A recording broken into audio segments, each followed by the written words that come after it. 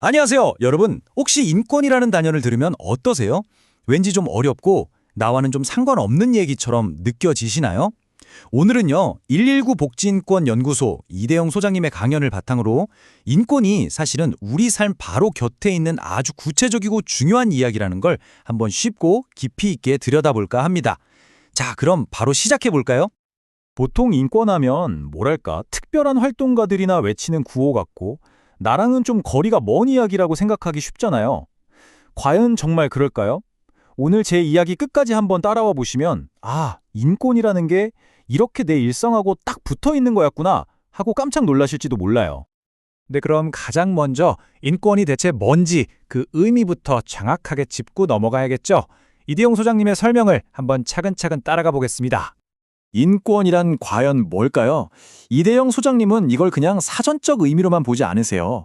법 그리고 철학적인 의미까지 다 아우르는 개념으로 설명하시는데요.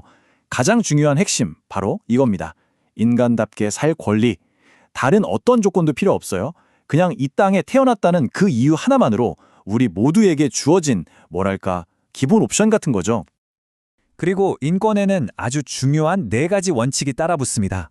누구에게나 적용되는 보편성, 누구도 함부로 빼앗을 수 없는 불가침성, 그리고 모든 권리가 톱니바퀴처럼 맞물려 있다는 불가분성과 내 권리가 다른 사람의 권리와 연결된다는 상호 의존성. 이게 그냥 교과서에 나오는 어려운 단어들이 아니고요.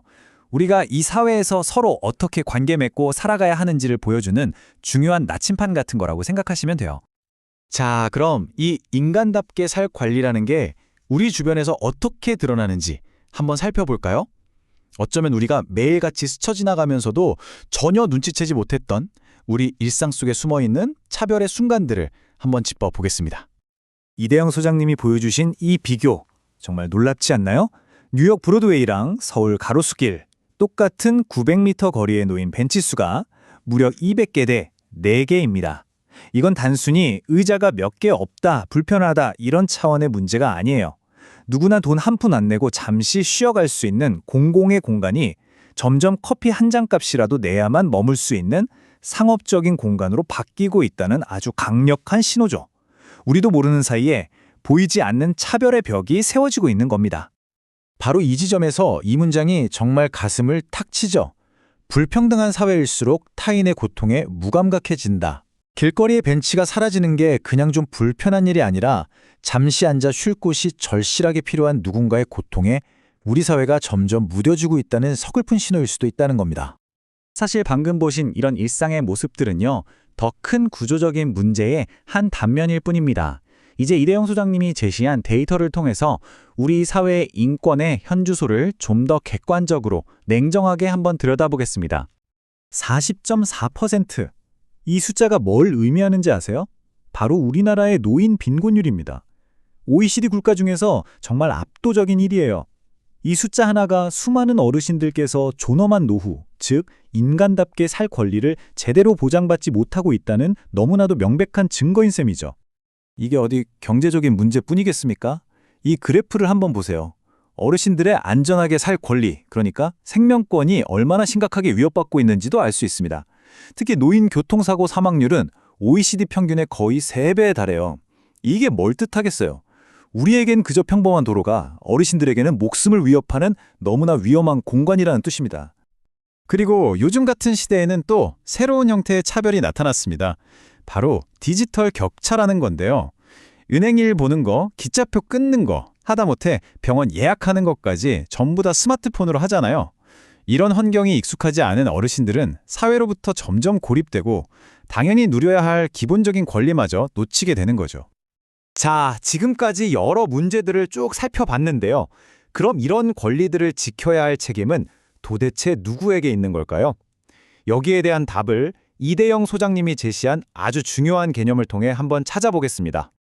여기서 이대영 소장님은 아주 중요한 두 역할을 설명합니다. 바로 권리 주체자와 의무 이행자예요.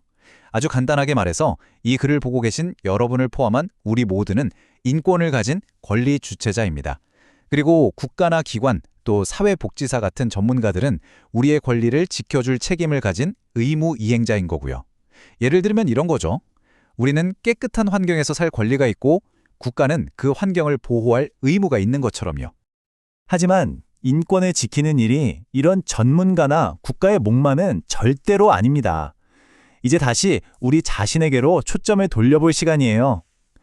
인권은 결국 우리 모두가 함께 손잡고 만들어가야 할 길이니까요. 그럼 우린 뭘 할 수 있을까요? 이대영 소장님은 우리가 나아갈 길로 3가지 단계를 제안합니다.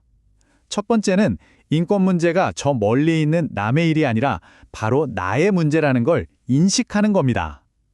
두 번째는 타인의 아픔에 무관심을 넘어 적극적으로 공감하는 거고요. 그리고 마지막으로 가장 중요한 것, 바로 연대입니다. 내 권리가 소중한 만큼 다른 사람의 권리를 위해 함께 목소리를 내고 행동하는 거죠. 이대영 소장님이 인용한 국가인권위원회 최은숙 조사관님의 이 말처럼 어쩌면 세상을 바꾸는 건 어떤 거창한 영웅이 아닐지도 모릅니다. 그저 다른 사람의 고통에 귀 기울이고 기꺼이 내 옆자리를 내어주는 우리 같은 평범한 이웃들의 작은 관심과 연대가 세상을 바꾸는 거겠죠. 오늘 이 이야기가 잠시 멈춰서 주변을 돌아보고 함께 손 내밀 수 있는 작은 시작이 되었으면 좋겠습니다.